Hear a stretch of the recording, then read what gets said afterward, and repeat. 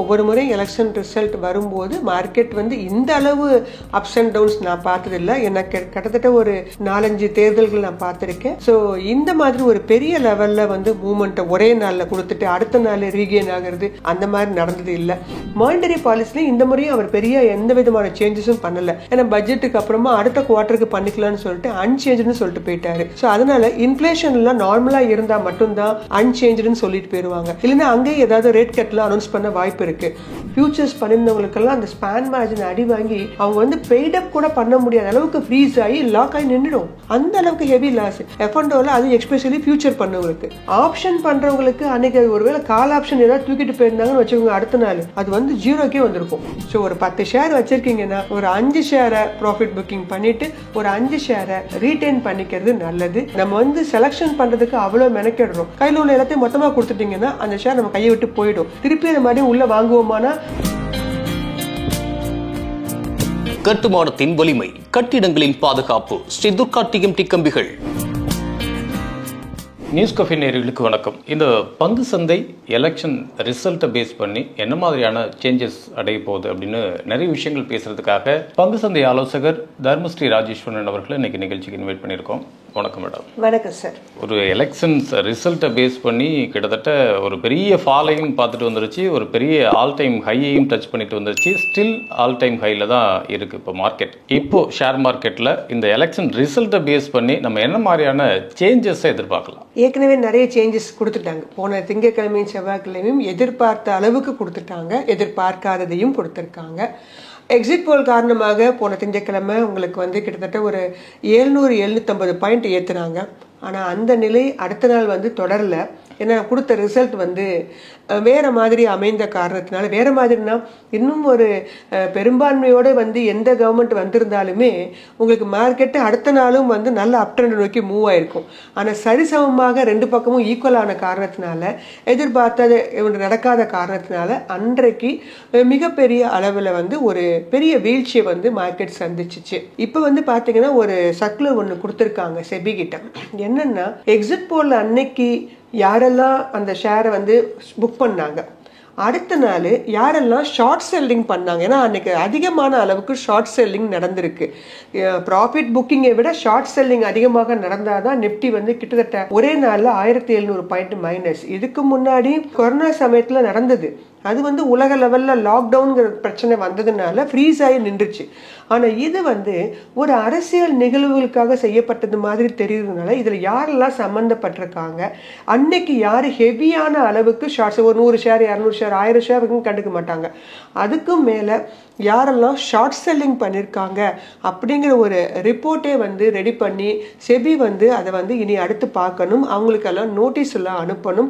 அதுக்கான டீட்டெயில்ஸ்லாம் நீங்கள் அவங்களுக்கு கேட்கணும் அப்படின்னு ஒரு சர்க்குலர் ஒன்று போட்டிருக்காங்க. ஓகே, அப்படி அந்த ஆக்ஷன்ஸ் எடுக்கப்பட்டால் என்ன சேஞ்சஸ் நடக்கும்? இந்த மாதிரி உங்களுக்கு வந்து ஒரே நாளில் 1700 பாயிண்ட் வந்து டவுன் கொண்டு போகிறது முடியாது. ஏன்னா அன்னைக்கெல்லாம் பார்த்தீங்கன்னா போர்ட்ஃபோலியோ பார்த்துக்கிறவங்களுக்கு மயக்கமே வந்திருக்கும். ஏன்னா அந்த அளவு வந்து லாஸ் காமிச்சிச்சு. கிட்டத்தட்ட ஒரு 30 லட்சம் கோடி வந்து மைனஸ் அப்படின்னு சொன்னாங்க. இன்வெஸ்டர்ஸ் வந்து இழந்துட்டாங்க அப்படின்னு சொன்னாங்க.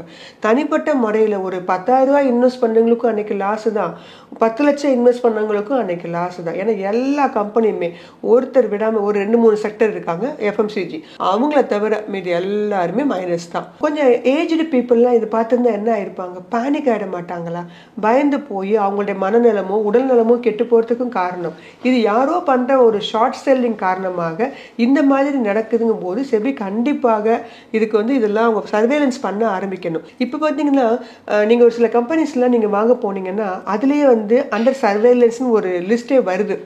நாங்கள் வந்து பார்த்துட்ருக்குறோம். அதே மாதிரி இந்த மாதிரி யாரெல்லாம் பல்க் ட்ரேடிங் பண்ணுறாங்க, பல்காக யார் விஷயத்தை பண்ணுறாங்கன்னு தெரிஞ்சால் இந்த மாதிரி அதிகமான அளவுக்கு மார்க்கெட்டை வந்து ஒரே நாளில் ஃபால் ஆகிறது, அதே மாதிரி ஒரே நாளில் ஏறுறதும் கூட தான். ரெண்டுமே வந்து தவறு தான். எலெக்ஷன் மட்டும் இல்லாமல் மற்ற ஒரு நேரங்கள்லையும் இந்த மாதிரி நடக்குது இல்லையா? ஒரு ஷார்ட் செல்லிங்கிறது ஒரு பல்காக நடக்குது இல்லையா? மற்ற நேரங்கள் நடக்கும். ஆனால் மார்க்கெட் வந்து ஃப்ரீஸ் ஆகிற அளவுக்கெல்லாம் வந்து அன்னைக்கு கொண்டு போனாங்க.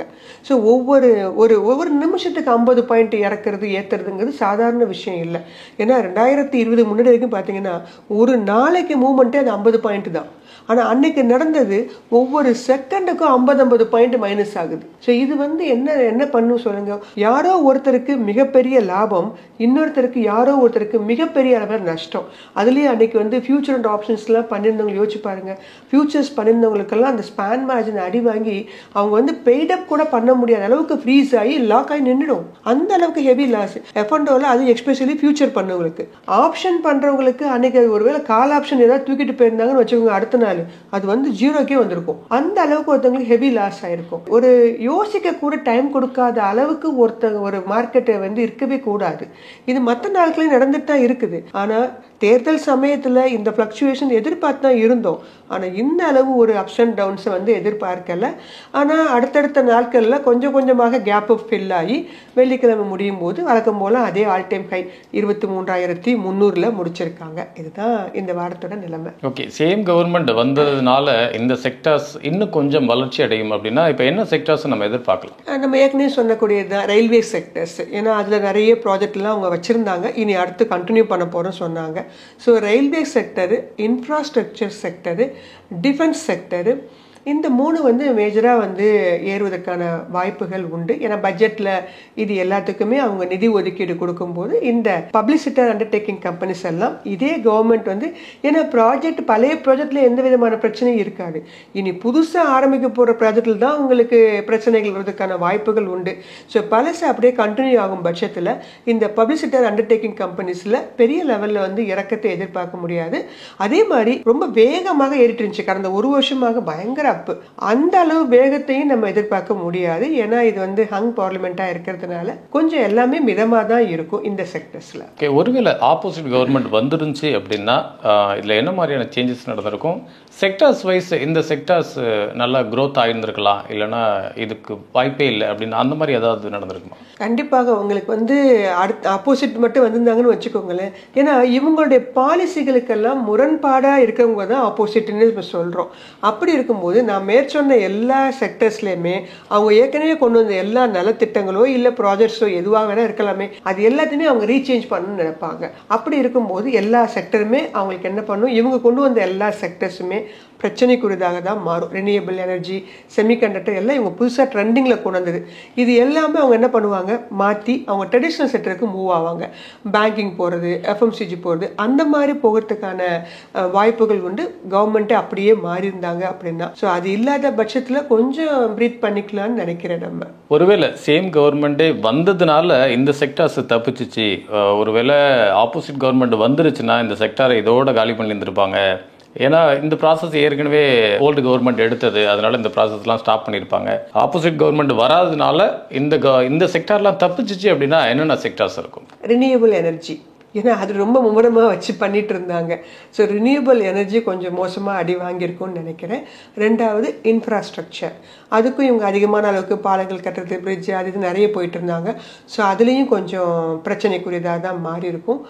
மூன்றாவதாக பார்த்தீங்க அப்படின்னா அவங்களுக்கு வந்து இந்த இன்ஃப்ராஸ்ட்ரக்சர் செக்டர், இது எல்லாமே கொஞ்சம் ரயில்வே செக்டரும் அப்படி தான் கொஞ்சம் எல்லாமே கொஞ்சம் மிதமான போக்குக்கு போயிருக்கும் ஆப்போசிட் வந்திருந்தா. ஏன்னா இவங்க இதில் மும்முரமாக இதில் செயல்பாடுகளில் ஈடுபடணும். செமிகண்டக்டர் செக்டர்ஸ்லையும் இவங்க மும்முரமாக பண்ணிட்டு இருக்காங்க.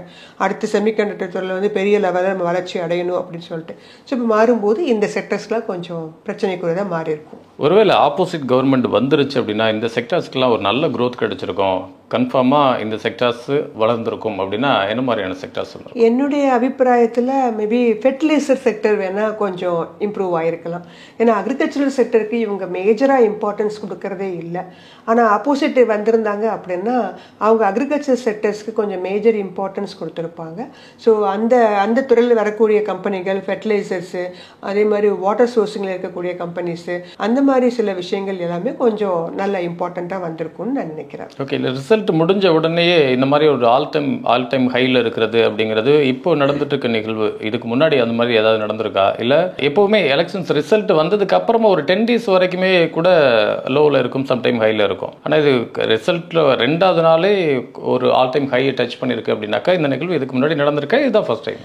ஒவ்வொரு முறையுமே இதுக்கு முன்னாடியுமே பார்த்தீங்கன்னா ஒவ்வொரு முறையும் எலெக்ஷன் ரிசல்ட் வரும்போது மார்க்கெட் வந்து இந்த இந்த அளவு அப்ஸ் அண்ட் டவுன்ஸ் நான் பார்த்ததில்லை. எனக்கு கிட்டத்தட்ட ஒரு 4-5 தேர்தல்கள் நான் பார்த்துருக்கேன். ஸோ இந்த மாதிரி ஒரு பெரிய லெவலில் வந்து மூமெண்ட்டை ஒரே நாளில் கொடுத்துட்டு அடுத்த நாள் ரீகெயின் ஆகிறது அந்த மாதிரி நடந்தது இல்லை. ஒரு தடவை இறங்கிருச்சு அப்படின்னா கிட்டத்தட்ட 2 மாதம் ஆயிக்கும். போன தேர்தலெலாம் அந்த மாதிரி தான் இருந்தது. அப்புறம் மெல்ல மெல்ல தான் ரீகெயின் ஆக ஆரம்பித்தாங்க. ஆனால் இந்த தேர்தல் வந்து பெரிய லெவலில் வந்து ஷேர் மார்க்கெட்டில் வந்து ஒரு இம்பேக்டை தான் கொடுத்துருந்தது. ஏற்கனவே ஆல் டைம் ஹை, இப்போ மறுபடியும் பார்த்தீங்கன்னா திருப்பியும் வந்து ஒரு டவுனை கொடுத்து மறுபடியும் அதே ஆல் டைம் ஹைக்கே நெருக்கியிருக்காங்க. இனி அடுத்து மறுபடியும் இங்கேருந்து இன்னும் மூவ் ஆகுமா இல்லை இந்த இடத்துலேருந்து திருப்பி ரிவர்ஸ் ஆகுமாங்கிறது இனி அடுத்தடுத்த வாரங்களில், ஏன்னா அடுத்த நிகழ்வுகள் நிறைய இருக்குது. Apart from the election result இந்த வாரம் பார்த்தீங்கன்னா ஜிடிபியும் சேர்ந்துருச்சு. ஜிடிபி வந்து நாங்கள் எதிர்பார்த்தது வந்து 7, இவங்க 7.2 ஜிடிபியோட க்ரோத் நல்லா கொடுத்துருக்காங்க. ஸோ அதன் காரணமாகவும் மார்க்கெட் வந்து கடந்த 2-3 நாட்களாக உங்களுக்கு நல்ல வெள்ளிக்கிழமையெல்லாம் அதான் மிக முக்கியமான காரணம். அடுத்தது மானிட்டரி பாலிசி அன்னைக்கு தான் அனௌன்ஸ் பண்ணுறாங்க. மானிட்டரி பாலிசிலையும் இந்த முறையும் அவர் பெரிய எந்த விதமான சேஞ்சஸும் பண்ணலை. ஏன்னா பட்ஜெட்டுக்கு அப்புறமா அடுத்த குவார்ட்டருக்கு பண்ணிக்கலாம்னு சொல்லிட்டு அன்சேஞ்சுன்னு சொல்லிட்டு போயிட்டாரு. ஸோ அதனால இன்ஃப்ளேஷன்லாம் நார்மலாக இருந்தால் மட்டும்தான் அன்சேஞ்சுன்னு சொல்லிட்டு போயிடுவாங்க. இல்லைன்னா அங்கேயும் ஏதாவது ரேட் கட்லாம் அனௌன்ஸ் பண்ண வாய்ப்பு இருக்குது. ஸோ அதெல்லாம் எதுவுமே டச் பண்ணாமல் அதை அவர் ஸ்மூத்தாக முடிச்சுட்டு போயிட்டாரு. ஜிடிபியும் உங்களுக்கு நல்ல ரிசல்ட்ஸை கொடுத்ததுனால தான் அப்பார்ட் ஃப்ரம் த எலெக்ஷன் ரிசல்ட்டோட சேர்ந்து இது மிக முக்கியமான காரணமாக இந்த மார்க்கெட் மறுபடியும் உங்களுக்கு ஒரு ஆல் டைம் ஹைக் போனதுக்கு மிக முக்கியமான ஒரு காரணமாக இருக்கும். ஏன்னா ஷேர் மார்க்கெட் அப்படிங்கிறது எலெக்ஷன் முடிவுகளை மட்டும் நம்பி இருக்கக்கூடியது இல்லை. இன்னும் ஒரு 10 நாளைக்கு அப்புறம் மார்க்கெட் வேற வேற காரணத்தை தேடி ஓட ஆரம்பிச்சிடும். இந்த ஒரு வார நிகழ்வுகளுக்கு காரணமாக இருந்திருக்கலாமே தவிர இனி வரக்கூடிய அடுத்தடுத்த நிகழ்வுகளை எதிர்பார்த்து தான் மார்க்கெட் அடுத்தடுத்த ஸ்டெப்ஸுக்கு மூவ் ஆகும். எந்த எலெக்ஷன்லையுமே இந்த மாதிரியான ஒன்று நடந்ததில் ஒரு லோவாக இருந்துச்சுன்னா லோவாக இருக்கும், இல்லைன்னா ஹையாக இருக்கும். இப்படி ஒரு அப்ஸ் அண்ட் லோ அப்படிங்கிறது ஒரு ஷார்ட் பீரியடில் இப்படி ஒரு டிஃப்ரென்சஸ் கொடுத்ததுக்கு என்ன ரீசனாக இருந்திருக்கணும் இந்த எலெக்ஷன்ஸ்க்கு? இந்த எலெக்ஷனை பொறுத்த மட்டும் பார்த்தீங்கன்னா எஃப்ஐஎஸ் வந்து ஆரம்பத்துலேருந்தே சுதாரித்து செல்லிங்லேயே இருந்தாங்க. அவங்க போன ஒரு வாரமே ரிசல்ட் வரதுக்கு முன்னாடி இருந்தே தே ஆர் செல்லிங் இந்த மோடு. ஸோ இந்த செல்லிங் பண்ணுறது அப்படிங்கிறது வந்து மார்க்கெட்டை வந்து கொஞ்சம் கொஞ்சமாக இறக்கிட்டே இருந்தது. அதை கொஞ்சம் ஓரளவு தாக்கு பிடிச்சவங்க வந்து நம்மளுடைய மியூச்சுவல் ஃபண்ட் கம்பெனிஸ் வந்து இன்வெஸ்ட் பண்ணிட்டு இருந்தாங்க. ஆனால் இந்த ரிசல்ட் அப்படிங்கிறது ஒரு நிலையான ஒரு கவர்மெண்ட் அமைஞ்சிச்சு அப்படின்னா இது கண்டிப்பாக எஃப்ஐஎஸ் மறுபடியும் உள்ளே வருவாங்க. இப்போ என்ன பண்ணுவாங்க, கொஞ்சம் யோசிக்க ஆரம்பிப்பாங்க. ஏன்னா புதுசாக ஏதாவது ஒரு ப்ராஜெக்டையோ இல்லை புதுசாக ஹெவியான அளவுக்கு இன்வெஸ்ட்மெண்ட் பண்ணும்போதோ இவங்களால தனிப்பட்ட முறையில் இனிமேல் முடிவு எடுக்க முடியாது. அது மட்டும் இல்லை, எப்போ வேணா என்ன வேணா நடக்கலாங்கிற ஒரு அன்சர்டனிட்டிலே வச்சிருக்கும் போது நாம எப்படி ஒரு புது ப்ராஜெக்டை கொண்டு வந்து இந்தியாவில் வந்து இன்வெஸ்ட் பண்ணுறது? ஏன்னா ஏற்கனவே சைனாவில் போன 2 குவார்ட்டராக வந்து அவங்க ஜிடிபி நல்லா இல்லை, ரொம்ப ஸ்மாராக டல்லாக இருந்தாங்க. இப்போ அவங்க என்ன பண்ணுறாங்க, வெல்கம் பண்ணுறாங்க, எங்கள் கண்ட்ரியில் வந்து பண்ணுறதுக்கு நாங்கள் இந்த மாதிரி ரிலாக்ஸேஷன்லாம் பண்ணுறோம் வைக்கிறோன்னு. அப்போ இந்த சூழ்நிலை போய் நமக்கு வந்து இந்த மாதிரி ஒரு கவர்மெண்ட் அமையிறது அப்படிங்கிறது எஃப்ஐஎஸ் விரும்புறதா இல்லை. அதனால அவங்க என்ன பண்ணுறாங்க, இன்வெஸ்ட்மெண்ட்டை நம்ம ஆல்டர்னேட் பண்ணிக்கலாமா அப்படின்னு யோசிக்க ஆரம்பிக்கிறாங்க. அது மிக மிக முக்கியமான ஒரு காரணமாக அமையுது மார்க்கெட் இந்த அளவு இந்த முறை இறங்குறதுக்கு. ஏன்னா எல்லாரும் நமக்கு ஜென்ரலாக எப்படி பெரும்பான்மை கிடைக்கணும்னு ஆசைப்படுறோமோ எஃப்ஐஎஸும் ஒரு ஸ்டேபிள் கவர்மெண்ட் இருந்தால் தான் அந்த பாலிசிகள்லாம் கண்டினியூ ஆகும். இல்லைன்னா புது சீர்திருத்தங்களோ புது சட்டங்களோ எதுவுமே வராத பட்சத்தில் இது ஒரு ஸ்மூத்தான ஒரு மார்க்கெட்டாக இருக்க போகுது. இங்கே போய் எதுக்கு இன்வெஸ்ட் பண்ணணும் அப்படின்னு யோசிக்க ஆரம்பிச்சிட்டாங்கன்னா பெரிய கஷ்டம்தான். ஸோ இது வரக்கூடிய கவர்மெண்ட் இதெல்லாம் பிரச்சனை இல்லை, நாங்கள் எப்போதுமே நார்மலாக தான் இருப்போங்கிறத ப்ரூவ் பண்ணால் மட்டும்தான் எஃப்ஐஎஸ் வர ஆரம்பிப்பாங்க. நம்மளுடைய மார்க்கெட்டும் இன்னும் ஃப்ளோரிஷாக இன்னும் நல்லா போகும். இப்பொழுதுக்கே ஒரு அன்சர்டனிட்டி அவங்கள்ட்ட மட்டும் இல்லை, இன்வெஸ்டர்ஸ் மத்தியிலையும் நிலவிட்டு இருக்கு. அடுத்து வந்து பார்த்தீங்கன்னா மக்களும் என்ன பண்ண ஆரம்பிப்பாங்க, நல்ல ஆல் டைம் ஹை, கொஞ்சம் ப்ராஃபிட் புக்கிங் பண்ணிடலாமே அப்படின்னு நினைக்க ஆரம்பிச்சிருவாங்க. ஏன்னா இந்த அளவு அப்ஸ் அண்ட் டவுன்ஸை பார்த்தவங்களுக்கு எப்படி தோணும், வச்சுட்டே இருக்கலாமாங்கிற எண்ணம் வராது. நல்ல மார்க்கெட் பீக்கில் இருக்கும்போது கொஞ்சம் லாபத்தை என்ன பண்ணிடலாம், புக் பண்ணிடலான்னு ரீட்டைலரும் அந்த மாதிரி எண்ணத்தோட உள்ளே வர ஆரம்பிப்பாங்க. ஸோ புதுசாக வர மக்களும் என்ன பண்ணுவாங்க, ஆல் டைம் பீக்கு இப்போ போய் இன்வெஸ்ட் பண்ணணுமா, சரி கொஞ்சம் வெயிட் பண்ணலாம், அவங்களுடைய திட்டங்களை கொஞ்சம் தள்ளி போடுவாங்க. இது எல்லாமே மார்க்கெட்டை வந்து அடுத்து வேகமாக நகர்த்தாது. ஒரு நாள் அப்பு ஒரு நாள் டவுன், அந்த மாதிரி ஒரு கிராஜுவலான ஒரு மார்க்கெட்டாக தான் போகுமே தவிர சுவாரஸ்யமான ஒரு மார்க்கெட்டாக அமையறதுக்கான வாய்ப்புகள் கம்மி.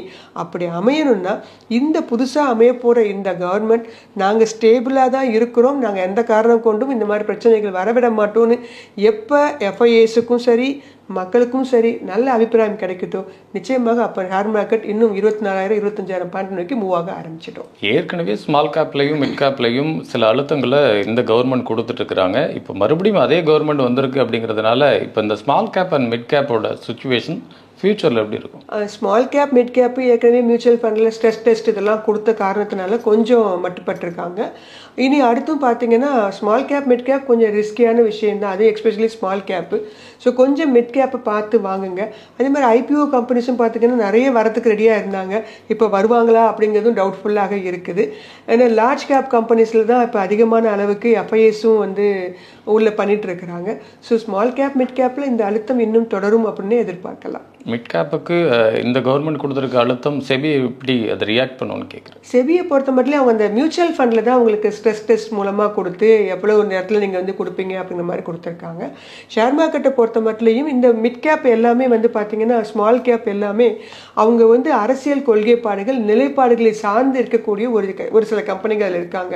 ஸோ அப்படி இருக்கும்போது இந்த கவர்மெண்ட்டோடைய ப்ராஜெக்டோ இல்லை உங்களுக்கு கொடுக்க போகிற அந்த வரி சுமைகள்லாம் இல்லாமல் இருந்துச்சுன்னா மறுபடியும் இந்த கம்பெனிகள்லாம் ரேலியை தொடங்கும். அப்படி இல்லாத பட்சத்தில் இந்த மாதிரி ஸ்மால் கேப் மிட் கேப்ஸ்லாம் கொஞ்சம் மெதுவான ரேலியை தான் உங்களுக்கு கொடுக்கவே ஆரம்பிக்கும். நியூ ஐபிஓஸ் இப்போ உள்ளே வரதுக்குண்டான சோர்சஸ் இப்போ இருக்கா? ஏற்கனவே அந்த கவர்மெண்ட் இருக்கிறப்ப நிறைய வந்துகிட்டு இருந்தாங்க, இப்போது அதே கவர்மெண்ட் கண்டினியூ பண்ணியிருக்கிறதுனால இதோட ப்ராசஸ் இன்னும் பெஸ்ட்டாக இருக்குமா இல்லை அதே லெவலில் இருக்குமா? நியூ கம்பெனிஸ்கள் எலெக்ஷன் முடிஞ்ச பிறகு ரிசல்ட் முடிஞ்ச பிறகு தான் வரத்துக்கான அனௌன்ஸ்மெண்ட்டில் இருக்கிறாங்க. இப்போ ரீசெண்டாக அடுத்து பஜாஜ் ஃபைனான்ஸோடைய அனௌன்ஸ்மெண்ட் வரப்போகுது அப்படின்னு கேள்விப்பட்டோம். ஐடிசி டிமெர்ஜர் இந்த மாதிரி விஷயங்கள்லாம் அடுத்தடுத்து இனிமேல் தான் ஆரம்பிப்பாங்க. அடுத்து ஒரு 10 நாள் கழிச்சு தான் மெதுவாக ஆரம்பிப்பாங்க. புது ஐபிஓஸ்லாம் கண்டிப்பாக உங்களுக்கு பட்ஜெட்டை ஒட்டி வர ஆரம்பிக்கும். ஓகே, இந்த டைமில் ஒரு நியூ இன்வெஸ்டர்ஸ் உள்ளே வராங்க அப்படின்னா அவங்க எதுலாம் கவனமாக இருக்கணும்? ஏன்னா இவ்வளோ பெரிய ஒரு அப்ஸ் அண்ட் லோ பார்த்ததே கிடையாது. இந்த டைமில் இப்படி ஒன்று நடந்துட்டு இருக்கிறப்ப இப்போ போய் இன்வெஸ்ட் பண்ணுறது அப்படிங்கிறது ரைட்டா அப்படிங்கிற ஒரு கொஸ்டின் இருக்குது. ஸோ நியூ இன்வெஸ்டர்ஸ் இந்த டைமில் வரலாமா? புது இன்வெஸ்டர்ஸ் வந்து பார்த்தீங்கன்னா இந்த டைமில் வரும்போது கொஞ்சம் பேனிக்கோடு தான் வருவாங்க. ஏன்னா அடுத்த மார்க்கெட் இறங்கிடுமா, ஏன்னா அடுத்த மார்க்கெட் இறங்கினா அடுத்த சப்போர்ட் லெவலில் நாங்கள் வச்சுருக்கிறது வந்து பார்த்தீங்கன்னா இப்போ 23,300 இருக்குது. ஸோ 22,000 தான் இப்போ அடுத்து சப்போர்ட் லெவலாக வச்சுருக்கிறோம். அதை பிரேக் பண்ணால் தான் அடுத்து இன்னும் ஃபர்தராக இறங்கும். இங்கே மேலே போனால் ரெசிஸ்டன்ஸ்னு சொல்லுவோம், அந்த லெவல் பார்த்தீங்கன்னா அடுத்தபடியாக 23,500, 23,800, 24,000 இந்த 24லேருந்து 22 இதுக்குள்ளே தான் அடுத்த ஒரு 6 மாதங்களுக்கு மூவ் ஆகும். ஸோ அதனால் புதுசாக வர்றவங்க இப்போ தான் நான் மார்க்கெட்டுக்குள்ளே வர்றேன் அப்படிங்கிறவங்க கம்பெனிஸ் வந்து தேர்வு செய்கிறத டிஃப்ரெண்ட் செக்டர்ஸில் தேர்வு பண்ணுங்கள். அதுலேயுமே வந்து பார்த்தீங்கன்னா இவ்வளோ மார்க்கெட் அன்றைக்கி 1,700 பாயிண்ட் மைனஸில் போகும்போதும் கூட ஒரே ஒரு செக்டர் மட்டும் பிரச்சனை இல்லாமல் நின்றுட்டு இருந்துச்சு, அது நம்மளுடைய எஃப்எம்சிஜி செக்டர். ஸோ இந்த ஃபாஸ்ட் மூவிங் கன்சூமர் செக்டரில் கொஞ்சம் ஷேர்ஸ் எல்லாம் வாங்கிறதுக்கு முயற்சி பண்ணுங்க. ஏன்னா இவங்க கவர்மெண்ட் சம்மந்தப்பட்ட செக்டர்ஸ் அப்படின்னு இருக்கும்போது அதில் கண்டிப்பாக அப்ஸ் அண்ட் டவுன்ஸ் அதிகமாக இருந்து கொண்டே தான் இருக்கும். ஸோ எந்த கவர்மெண்ட் வந்தாலும் பாதிக்கப்படாத செக்டர்னு பார்த்தீங்கன்னா சில செக்டர்ஸ் இருக்குது. FMCG, IT sector, banking sector, இதெல்லாம் யார் வந்தாலும் எப்போதும் இருக்கக்கூடியது, எப்போது டிமாண்ட், மக்கள் நம்ம வாங்குகிறோம் விற்கிறோம் அதன் காரணமாக மூவ்மெண்ட் ஆகக்கூடிய செக்டர். ஸோ அந்த மாதிரி செக்டரில் முதல்ல வந்து கம்பெனிகளை தேர்வு செய்யுங்க. ரொம்ப ஹைலி ஆக்டிவாக இருக்கக்கூடிய செக்டர்ஸ் எல்லாம் கொஞ்சம் அவாய்ட் பண்ணிக்கிறது நல்லது. Small cap companies, Penney stocks இதெல்லாம் அவாய்ட் பண்ணிக்கிறது நல்லது. அதே மாதிரி எல்லா கம்பெனிஸுமே கிட்டத்தட்ட ஆல் டைம் பீக்கில் தான் இருக்கும். ஏன்னா மார்க்கெட் பீக்கில் இருக்கும்போது அந்த கம்பெனிகள் எல்லாமே கொஞ்சம் பீக்கில் தான் இருக்கும். ஸோ அதனால் நீங்கள் வாங்கும்போது 100 ஷேர் வாங்க வேண்டிய இடத்துல ஒரு 50 ஷேர் வாங்குங்க. அப்போ மீதி இன்னொரு பணம் இருக்குது, அந்த ஷேர் நான் பணமாகவே வச்சிருக்க முடியுமா, ஏன்னா வச்சிருந்தா நான் வாங்கின ஷேர் நல்லா ஏறுது, அதுக்கு மொத்தமாக 100 ஷேர் வாங்கியிருப்பேன், அந்த மாதிரிலாம் ஃபீல் பண்ணுவாங்க. நீங்கள் 50 ஷேர் வாங்குங்க. உங்களால் பணமாக வச்சிருக்க முடியலன்னா இன்னொரு செக்டரில் போய் வாங்குங்க. ஒரு எஃப்எம்சிஜி வாங்கினா ஒரு பேங்கிங். ஸோ 2 இடத்துல உங்கள் பணம் இருக்குது, இங்கே ஒரு 50 ஷேர், இங்கே ஒரு 50 ஷேர். ஸோ அதனால் டிஃப்ரெண்ட் செக்டர்ஸில் வாங்குங்க. பிரித்து வாங்கினாங்க அப்படின்னா இப்போ இருக்கக்கூடிய இந்த மாதிரி சூழ்நிலை. அதே மாதிரி ஐபிஓ கம்பெனிஸ் வரும், ஐபிஓ கம்பெனிஸில் இன்வெஸ்ட் பண்ணுங்க. இதெல்லாம் நியூவாக புதுசாக வர்றவங்க இன்வெஸ்ட் பண்ணுறது. அடுத்து வரக்கூடிய ஒரு 6 மாதங்கள் பார்த்தீங்கன்னா இன்வெஸ்டரை விட ட்ரேடர்ஸுக்கு ரொம்ப பெஸ்ட்டாக இருக்கும். ஏன்னா மார்க்கெட் அந்த அளவு ஒரு நாளைக்கு 200 பாயிண்ட் ஏறும், அடுத்த நாளே 300 பாயிண்ட் இறங்கும். இந்த மாதிரி பெரிய பெரிய அப்ஸ் அண்ட் டவுன்ஸோடு இருக்க போகிற மார்க்கெட் தான் இந்த அடுத்து வரக்கூடிய 6 மாத மார்க்கெட்டு. ட்ரேடர்ஸ்க்கான மார்க்கெட்டை தான் இருக்குமே தவிர இன்வெஸ்டர்ஸ்க்கான மார்க்கெட்டாக இப்போது உள்ள சிச்சுவேஷன் இல்லை. அதுக்காக நம்ம மார்க்கெட்டில் இன்வெஸ்ட் பண்ணாமல் இருக்கவும் முடியாது இல்லையா? ஸோ அதனால் நல்ல கம்பெனிகளாக தேர்வு செஞ்சு இந்த மாதிரி பிரித்து வாங்கினாங்கன்னா புதுசாக வர்ற இன்வெஸ்டர்ஸ் வந்து அடுத்தடுத்து மார்க்கெட் இறங்க இறங்கினா கூட அவங்க போர்ட்ஃபோலியோ பெரிய லெவலில் இறங்கி பிரச்சனையை உண்டு பண்ணாது. ஒரே செக்டரில் 5 கம்பெனி வாங்காதீங்க, 5 செக்டரில் ஒவ்வொரு கம்பெனியாக வாங்குங்க. ஸோ அந்த மாதிரிலாம் வாங்கினா பிரச்சனைகள் வராது. ஓகே, இப்போ ஏற்கனவே இருக்கிற இன்வெஸ்டர்ஸ் ஆல்ரெடி போர்ட்ஃபோலியோ வச்சிருக்கிறவங்க இப்போ இந்த மாதிரியான ஒரு ஆல் டைம் ஹை டச்சில் இருக்கிறப்போ ஸ்டாக்கை சேல் பண்ணுறது இல்லை எக்ஸிட் ஆகி வெளில வர்றது அப்படிங்கிறது பெஸ்ட்டா? ஏன்னா ஒரு லோ கொடுத்துட்டு ஒரு ஃபால் கொடுத்துட்டு அதுக்கப்புறமா ஒரு ஆல் டைம் ஹை கொடுத்துருக்கு அப்படிங்கிறப்போ அதுக்கப்புறமா ஒரு சின்ன கரெக்ஷன் வந்துட்டு அது கொஞ்சம் ஒரு லாங் பீரியட் இருக்குது, அதுவும் எலெக்ஷன்ஸ் ரிசல்ட் பீரியட். அதுக்கப்புறம் ஒரு 10 நாளோ 20 நாளோ 30 நாளோ வரைக்கும் அப்படி போயிட்டு அதுக்கப்புறம் ஒரு ஹை டச் பண்ணிடுச்சு அப்படின்னா பரவாயில்ல. இது இமீடியட் ஒரு ஆல் டைம் ஹை டச் பண்ணியிருக்கு. இந்த டைமில் அந்த ஸ்டாக்ஸை வச்சுக்கிறது எந்த அளவில்? ஷேரை பொறுத்த மட்டும் எல்லாருமே அந்த எலெக்ஷன் ரிசல்ட்டும் போதே புக் பண்ணலாங்கிற ஐடியாவில் தான் இருந்திருப்பாங்க ஜென்ரலாக எல்லாருடைய, இப்போ இன்க்ளூடிங் மீ. ஆனால் அன்னைக்கு எலெக்ஷன் ரிசல்ட் அன்னைக்கு நடந்தது வேறு மாதிரி நடந்து போச்சு. எல்லாம் எடுத்து புக் பண்ணிடலான்னு இருந்தால் ஃபுல்லாக டவுன், எல்லாம் ஃப்ரீ லோயர் சர்க்யூட் ஆகுது. சரி, அப்போ அதனால என்ன பண்ணோம், மறுபடியும் நம்ம வந்து லாபம் வரும்போது புக் பண்ணலான்னு வி ஆர் வெயிட்டிங். ஸோ அப்படி இருக்கும்போது என்னை பொறுத்த மட்டும் அடுத்து ஒரு ஆல் டைம் ஹைன்னு பார்த்தீங்கன்னா இப்போ வெள்ளிக்கிழமை 23,300 முடிச்சிருக்காங்க. மேபி உங்களுக்கு திங்கள் அடுத்த வாரத்தில் ஒரு ஹை கொடுப்பாங்க. என்னுடைய கெஸிங் சரியா இருந்துச்சுன்னா 23,500 இல்லை 24ங்கிறது அதிகபட்சம். ஸோ அந்த இடத்துல வரும்போது நம்ம கண்டிப்பாக ப்ராஃபிட் புக்கிங் பண்ணிக்கிறது கொஞ்சம் நல்லது. ப்ராஃபிட் புக்கிங் பண்ணி கொஞ்சம் பணமாக வச்சுக்கோங்க. அந்த பணமாக இருந்துச்சுன்னா அதை நீங்கள் எப்படியா மாற்றி வச்சுக்கோங்க. ப்ராஃபிட் புக்கிங் பண்ணிட்டு மறுபடியும் அடுத்த நாளே நீங்கள் வேறொரு கம்பெனி வாங்குறது அவ்வளவு புத்திசாலித்தனம் இல்லை. ஏன்னா அந்த கம்பெனி பீக்கில் தான் இருந்திருக்கும். ஸோ அதன் காரணமாக கொஞ்சம் கேப், அட்லீஸ்ட் ஒரு 3 months கேப்பாவது கொடுத்தீங்க அப்படின்னா மறுபடியும் மார்க்கெட் ஒரு கரெக்ஷன் கொடுக்கும். கரெக்ஷன் கொடுக்கும்னா பழையபடி 20,000 வந்துருமா 19,000 வந்துருமா அதெல்லாம் எதிர்பார்க்க முடியாது. அட்லீஸ்ட் ஒரு 2,000 பாயிண்ட் உங்களுக்கு கரெக்ஷன் கொடுக்கும். நீங்க மறுபடியும் ரீஇன்வெஸ்ட் பண்ணிக்கலாம். இல்லையா அந்த பணத்தை கொண்டு புதுசா அப்பதானே வராங்க, ஐபிஓஸ் வருவாங்க, அந்த கம்பெனில இன்வெஸ்ட் பண்ணிக்கலாம். ஸோ உங்க போர்ட்ஃபோலியோல புதுசாக வேற கம்பெனிகள் உள்ள வருவதற்கான வாய்ப்புகளாக நீங்க அதை வந்து பயன்படுத்திக்கலாம். ஸோ ஒரு ப்ராஃபிட் புக்கிங் பண்றதுங்கிறது ரொம்ப எசென்சியல் அப்படின்னு நினைக்கிறேன். ஏன்னா அடுத்த மார்க்கெட் இந்த 24 விடுங்க, 25 30 கூட போக தான் போகுது, போகாமலாம் இருக்காது. ஆனா இந்த ப்ராஃபிட் புக்கிங் பண்ணிட்டீங்க அப்படின்னா இறங்கும் போது உங்களுக்கு பெரிய லெவல்ல பாதிப்பை உண்டு பண்ணாது. ஸோ ஓகே, நான் தான் ப்ராஃபிட் புக் பண்ணிட்டேன் இல்லையா, அதை கேஷாகவோ இல்லை அடுத்த வேறு கம்பெனியாகவோ மாற்றி வச்சிருக்கேன், உங்களுடைய மனதளவில் உங்களுக்கு பெரிய பாதிப்பு உண்டு பண்ணாது. ப்ராஃபிட் புக்கிங் பண்றேன் பேர் வழின்னு இருக்கிற எல்லா ஷேரையும் கொடுத்துடவும் கூடாது. நீங்க சொன்னபடி அடுத்த ஒரு 6 மாசத்துல மறுபடியும் ரேட் ஏறிச்சுன்னா எல்லா ஷேரையும் கையில இருந்து எல்லாத்தையும் கொடுத்துட்டேனே, எங்கிட்ட கொஞ்சமாவது இருந்தா ப்ராஃபிட் ஆயிருக்குமே அப்படின்னு இருக்கும். ஸோ ஒரு 10 ஷேர் வச்சிருக்கீங்கன்னா ஒரு 5 ஷேரை ப்ராஃபிட் புக்கிங் பண்ணிட்டு ஒரு 5 ஷேரை ரீட்டைன் பண்ணிக்கிறது நல்லது. ஏன்னா நம்ம வந்து செலெக்ஷன் பண்ணுறதுக்கு அவ்வளோ மெனக்கிடுறோம். கையில் உள்ள எல்லாத்தையும் மொத்தமாக கொடுத்துட்டிங்கன்னா அந்த ஷேர் நம்ம கையை விட்டு போயிடும். திருப்பி அந்த மறுபடியும் உள்ளே வாங்குவோமானா ஒன்று மறுபடியும் மறுபடியும் அந்த பீக்கில் தான் வாங்குவோம். திருப்பி நிறைய பேர் இறங்கும் போது வாங்குறதே இல்லை. அதுக்கு பேசாமல் கையில் வச்சுட்டே இருந்திருக்கலாம். அதனால ப்ராஃபிட் புக்கிங் பண்ணும்போது கவனமாக அதை எல்லாத்தையும் எடுத்து அனலைஸ் பண்ணிட்டு கொஞ்சம் கொஞ்சமாக பார்த்து புக் பண்ணுறது நல்லது அப்படின்னு நினைக்கிறேன். ஓகே, இந்த எலெக்ஷன்ஸ்க்காக ஒரு டைமு, அதுக்கப்புறம் எலெக்ஷன் ரிசல்ட்டுக்காக ஒரு டைம், இந்த டைம் தான் பயந்தது மார்க்கெட் எப்படி இருக்கும் என்ன ஏது அப்படின்னு தெரியாமல். ஆனால் இப்போ எலெக்ஷன்ஸ் ரிசல்ட் வந்துருச்சு, முடிஞ்சு. அகெயின் இந்த மாதிரியான ஒரு பதட்டமான சூழ்நிலை ஷேர் மார்க்கெட்டுக்கு அடுத்தது எங்கே இருக்கு? அடுத்து 2 பதட்டமான சூழ்நிலைகள் இருக்குது, காத்துட்டு இருக்குது. அடுத்த பதட்டமான சூழ்நிலை பார்த்தீங்கன்னா பட்ஜெட். ஏன்னா பட்ஜெட்லேயும் நமக்கு சில எதிர்பார்ப்புகள் இருக்கு. எப்பெல்லாம் நமக்கு எதிர்பார்ப்புகள் இருக்கோ அந்த இடத்துல நமக்கு ஏமாற்றங்களும் இல்லை சந்தோஷங்களும் வருவதற்கான வாய்ப்புகள் உண்டு. இப்போ பட்ஜெட்ல அடுத்து எதிர்பார்க்கிறோம். அதுக்கு முக்கியமா இவங்க யாரு ஃபினான்ஸ் மினிஸ்டர் கொண்டு போறாங்க, டிஃபென்ஸ் மினிஸ்டர் யாரு, ஸோ கேபினெட் எப்படி அமைய போகுதுங்கிறது அடுத்த கொஸ்டின். ரெண்டாவது பார்த்தீங்கன்னா பட்ஜெட்டும் போது இவங்க என்ன புது அனௌன்ஸ்மெண்ட் கொடுக்க போறாங்க, புதுசாக இவங்க டாக்ஸ்லாம் போட்டாங்கன்னா பெரிய பிரச்சனை ஆயிடும், என்ன மாதிரி ரிலாக்ஸேஷன் கொடுக்க போறாங்க, இதை எதிர்பார்த்து அடுத்த மார்க்கெட் காத்துட்டு இருப்போம். ஸோ நமக்கு எதிர்பார்த்தபடியே அமைஞ்சிருச்சுன்னா பிரச்சனை இல்லை. இதே மாதிரி ரிவர்ஸ்ல நடந்துச்சுன்னா மறுபடியும் ஒரு இறக்கத்தை நம்ம எதிர்பார்க்கலாம். அதுக்கப்புறம் கொஞ்சம் ஆசுவாசப்படுத்திக்கலாம்னா மறுபடியும் ஒரு தேர்தல் வருது நவம்பர்ல, அமெரிக்காவில் நடக்க போற ஜனாதிபதி தேர்தல். அது அவங்க ஊர்ல தானே பாதிக்கும், இங்க வந்து எப்படி பாதிக்கும்னு கேட்பீங்க. அது வந்து ட்ரம்ப் அவங்க ஊர்ல இதே மாதிரி தான், ஆப்போசிட் பார்ட்டி வந்துச்சுன்னா பிரச்சனை ஆயிடும். சேம் கண்டினியூ ஆனா அங்க ஒரு மாதிரி தான். ஏன்னா போன எலெக்ஷன் முந்தின எலெக்ஷன்லாம் பார்த்துருக்கோம். ஸோ போன தடவை ஒரு ட்ரம்ப் வந்தப்போ பார்த்தீங்கன்னா அடுத்த ஒரு மாதத்துக்கு மார்க்கெட் இறங்கிட்டே இருந்துச்சு, நம்ம இந்தியன் மார்க்கெட்டும் இறங்கிட்டே இருந்துச்சு. ஸோ அதன் காரணமாக அந்த ஊர்ல என்ன தேர்தல் நடக்க போகுது, அங்க எப்படி வந்து மெஜாரிட்டி வச்சு வர போறாங்களா, இதே மாதிரி தான் குளறுபடிலாம் நடக்க போகுதா அப்படிங்கிறது ஒரு பெரிய விஷயம். ஸோ நவம்பரை பொறுத்த மட்டும் பார்த்தீங்கன்னா ஒரு மிக முக்கியமான ஒரு விஷயம் அந்த தேர்தல். இது ரெண்டுமே இதே மாதிரி ஒரு பதஷ்டமான சூழ்நிலையை கண்டிப்பாக ஷேர் மார்க்கெட்டில் இருக்கவங்களுக்கு கொடுக்கும்னு எதிர்பார்க்குறேன். ஒரு கவர்மெண்ட் சேஞ்ச் ஆகுது அப்படின்னா அப்போது ஒரு பதட்டமான சூழ்நிலை ஷேர் மார்க்கெட்டில் வர்றதுக்கு வாய்ப்பு இருக்குது. ஃபினான்ஸ் மினிஸ்டர் சேஞ்ச் ஆகுறதுனாலையும் இந்த மாதிரி விஷயஸ் நடக்குமா? நிச்சயமாக நடக்கும். ஏன்னா ஃபினான்ஸ் மினிஸ்ட்ரி அப்படிங்கிறது ஷேர் மார்க்கெட்டில் பொறுத்த மட்டும் மிக முக்கியமான ஒரு விஷயம். அவங்க வந்து ஒரு டாக் ஷோ கொடுத்தாலே போதும், மார்க்கெட்டு இறங்கிட்டு இருக்க மார்க்கெட்டை கூட ஏற்றிடலாம். அந்த அளவுக்கு வந்து ஒரு வலுவான போஸ்டிங்கில் இருக்கக்கூடிய ஒரு போஸ்டிங் தான் அந்த ஃபினான்ஸ் மினிஸ்டர் அப்படிங்கிற போஸ்ட்டு.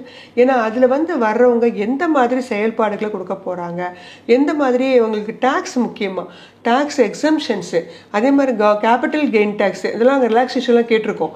ஸோ இந்த மாதிரி விஷயங்கள்லாம் அவங்க பண்ணுவாங்களா, இல்லை புதுசாக ஏதாவது இன்னொரு வரியை ஒன்று போடுவாங்களா, இல்லை இருக்கிற வரியை கொஞ்சமாவது கம்மி பண்ணுவாங்களா, இந்த மாதிரி பல எதிர்பார்ப்புகளோடு தான் நாங்கள் வந்து பட்ஜெட்டில் வந்து எதிர்நோக்கி இருப்போம். அதே மாதிரி ஐபிஓக்கெலாம் பார்த்தீங்கன்னா ரெஜிஸ்ட்ரேஷன்ஸ் இந்த மாதிரி ஃபீஸ்லாம் நிறைய இருக்குது. செபிலையும் சில கண்டிஷன்ஸ்லாம் கொண்டு வந்து வைக்கிறாங்க. ஸோ ஃபினான்ஸ் மினிஸ்ட்ரி அப்படிங்கிறது நாட்டுக்கு மட்டும் இல்லை, ஷேர் மார்க்கெட்டுக்கு மிக மிக முக்கியமான ஒரு விஷயம். ஸோ அந்த போஸ்டிங்ஸில் வர்றவங்க எந்த மாதிரி டீல் பண்ணுறாங்களோ அதுக்கு தகுந்த மாதிரி தான் மார்க்கெட்டுடைய போக்கும் ஓரளவு இருக்குங்கிறதுனால இது ஒரு முக்கியமான விஷயமாக கன்சிடர் பண்ணுறோம். எலெக்ஷன் ரிசல்ட்டுக்கு அப்புறமா மார்க்கெட் என்ன மாதிரியான சூழ்நிலைக்கு போகும், வரப்போகிற பட்ஜெட்டில் மார்க்கெட் என்ன ரியாக்ட் பண்ணும் அப்படிங்கிறத நிறைய விஷயங்கள் எங்களோட ஷேர் பண்ணிக்கிட்டீங்க. நிகழ்ச்சிக்கு வந்தமைக்கு மிக்க நன்றி. நன்றி சார். மீண்டும் மற்றொரு நிகழ்ச்சியில் சந்திப்போம். வணக்கம். இந்த வீடியோ உங்களுக்கு பிடிச்சிருந்தா லைக் பண்ணுங்க, ஷேர் பண்ணுங்க, கமெண்ட் பண்ணுங்க. மறக்காம பெல் பட்டனை கிளிக் பண்ணிட்டு சப்ஸ்கிரைப் பண்ணிடுங்க.